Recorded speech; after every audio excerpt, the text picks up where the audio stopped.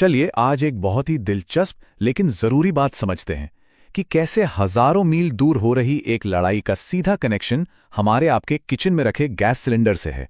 जी हां, ये पूरा मामला क्या है, आइए इसे आसान भाषा में समझते हैं। तो सबसे बड़ा और सीधा सवाल जो हर किसी के मन में है, क्या रसोई गैस महंगी होने वाली है? ये वो सवाल है जो हर घर के बजट से जुड़ा है और हाल की कुछ घटनाओं ने इस चिंता को सच कहूं तो और बढ़ा दिया है। देखिए, बात शुरू हुई कुछ ऐसी खबरों से। ताज़ा रिपोर्ट्स ये बता रही हैं कि भारत के कई शहरों में कमर्शियल एलपीजी सिलेंडरों की कमी होने लगी है। अरे ये वही सिलेंडर हैं जो होटलों में, रेस्टोरेंट्स में, मतलब कारोबार में इस्तेमाल होते हैं। तो क्या ये किसी बड़े संकट की आहट है? इस पहले हिस्से में हम यही समझने की कोशिश करेंगे कि ये जो खबरें आ रही हैं, क्या ये सिर्फ एक छोटी-मोटी दिक्कत है या किसी बड़ी परेशानी की शुरुआत? तो फिलहाल इसकी सीधी मार किस पर पड़ रही है? ये पड़ रही है कमर्शियल सेक्टर पर। मतलब होटल वाले, रेस्टोरेंट वाले और दूसरे जो छोटे-मोटे बिजनेस हैं जो इन्हीं सिलेंडरों पर ही चलते हैं, उन्हें वाकई में मुश्किलों का सामना करना पड़ रहा है। लेकिन असल सवाल तो ये है कि भाई अचानक से ये कमी हुई क्यों? इसका कनेक्शन ना एक ऐसी जगह से है जिसका शायद हम अंदाजा भी नहीं लगा सकते। तो चलिए अब इस युद्ध और भारत के कनेक्शन को ही समझते हैं।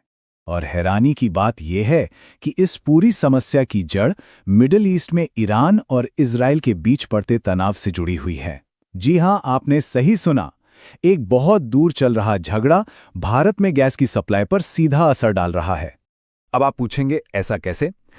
ऐसा इसलिए है क्योंकि भारत अपनी जरूरत का एक बहुत बहुत बड़ा हिस्सा खाड़ी देशों से इंपोर्ट करता है, मतलब मंगाता है। हमारी एनर्जी की जरूरतें काफी हद तक इन देशों से आने वाली सप्लाई पर ही टिकी हैं।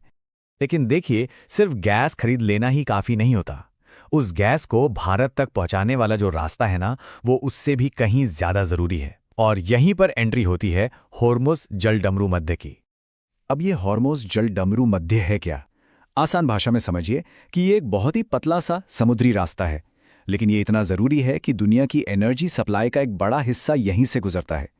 आप इसे दुनिया की एनर्जी सप्लाई की मेन नस भी कह सकते हैं।